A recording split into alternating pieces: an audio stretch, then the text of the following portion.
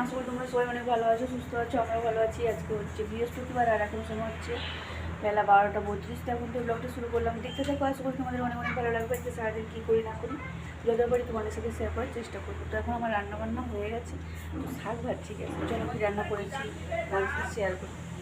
হচ্ছে কাঁকরোল ভাজা, পনিরের তরকারি ক্যাপসিকাম দিয়ে, আর এটা হচ্ছে আলু পটলের ঝোল।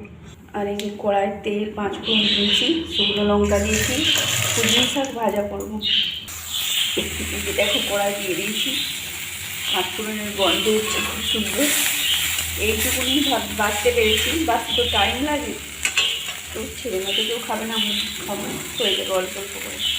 তো চলো আমার পরে দেখা হচ্ছে। বিকেল 4:30 সবে ঘুমতে পড়লাম, আর উঠে দেখি পুরো মেঘ,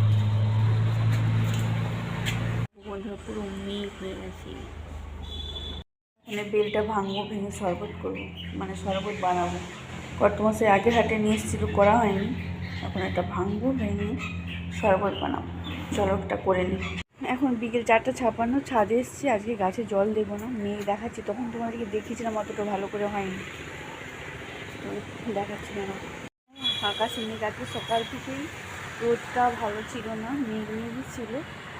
আর দেখো এখন আস্তে আস্তে পুরো আকাশ জুড়ে মেঘের ঘনঘটা হয়ে যাচ্ছে, ওই জন্য আজকে আর জল দেবো না। বৃষ্টি হবে দেখাচ্ছিল খবরে। এটা হচ্ছে পূর্ব দিক, আর এটা হচ্ছে উত্তর দিক, এটা পশ্চিম, ওটা হচ্ছে দক্ষিণ। আস্তে আস্তে সব দিকেই মেঘ কালো হয়ে যাচ্ছে। আর ছাদে দেখো প্রচুর হাওয়াও দিচ্ছে।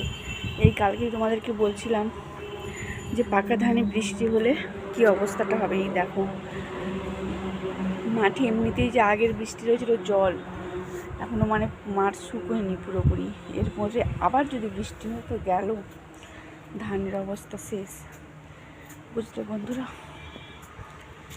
দেখো আর কি গাছে জল দেবো না ভাবছি, দেখা যাক।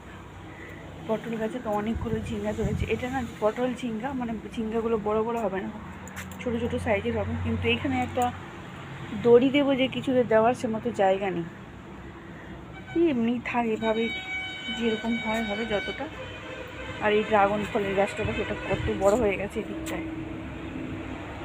এখানটাতেও কিছু দিতে হবে একটা ওঠার জন্য। এইসব হচ্ছে ব্যাপার। মেঘ তো আস্তে আস্তে হয়ে যাচ্ছে। জামা কাপড় কিছু দুপুরে মিলিনি, দুপুর থেকেই গুড়িয়ে, সকালে যেগুলো মিলছিলাম সেগুলো গুড়িয়ে নিয়ে চলে গেছি, আর কিছু মিলিনি। আর দেখো নিবিদের ছাদে এই দেখো হলুদ, সাদা, গোলাপির দুটো আবার মিক্স আছে। পুরো ছাদটায় ভর্তি, শীতের মরশুমের ফুল তো সব শেষ, এখন ওইগুলো ভর্তি। যে আমাদের ছাদ মানে যেটা আছে আর কি, এই যে এই দেখো এটা বুঝে গেছে।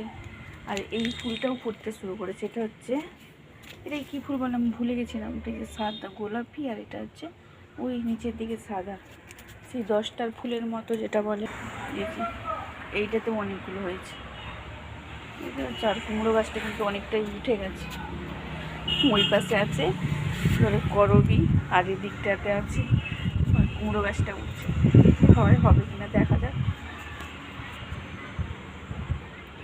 এই দেখো হলুদ গোলাপ গাছে অনেকগুলো আবার ফুল আসছে। এই হলুদ ফুলটা না মানে বেশি দিন থাকে না, কিছুদিনের মধ্যে রঙটা কেমন ফ্যাকাশে হয়ে যায়। এই হচ্ছে ব্যাপার। এক্ষুনি ঝড় টড় উঠে পড়লে আর কিছুই তোমাদের সাথে শেয়ার করা যাবে না।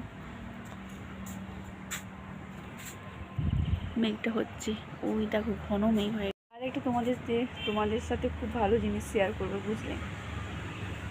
চলো যখন করবো, মানে যখন শেয়ার করবো তখন তোমাদেরকে বলবো, ঠিক আছে।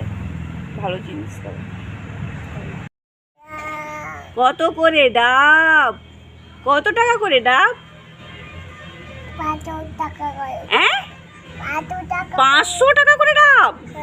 ওরে বাবারে, এইটুকুনি ডাবের এত দাম? এইদিকে তাকাও। এগুলো তো বন্ধুরা ডাব কত করে? 500 টাকা করে। আসলে আজকে আমাদের গাছে ডাব পাড়া হয়েছিল, এবার ছোটো ছোটো ওগুলো মানে পড়েই যাক কি যাই হোক, ওখানে এনে মানে আমার ছেলেরা রেখেছিল কি যাই হোক খেলার জন্য, ও বসে গেছে ওখানে ডাব বেচতে। মানে এইটুকুনি বাচ্চা, সেটাও জানে যে কত টাকা বলছে। ওইটাই তোমাদের সাথে শেয়ার করবো বলে তাই বুঝলাম যে একটা জিনিস দেখাবো। ওর বয়স বেশি না, আমাদের এখন পাড়ার মধ্যে ওই ছোটো বাচ্চা, মানে আরও দুটো আছে তার একবারই ছোটো, ও তারই মধ্যে চড়বড় করে কথা বলে প্রচুর, সবাই ওই জন্য মানে ভালোবাসে, বাচ্চাকে তো সবাই ভালোবাসে, তো ওই জন্য। তো চলো এইটুকুনি বলা, তো চলো আজকের ব্লগটা এই পর্যন্তই। ভালো লেগে থাকলে অবশ্যই লাইক কমেন্ট করো, আর আমার চ্যানেলটাকে একটু সাবস্ক্রাইব করতে ভুলো না। সবাই ভালো থেকো, সুস্থ থেকো, দেখা হচ্ছে নেক্সট একটা ব্লগে। টাটা।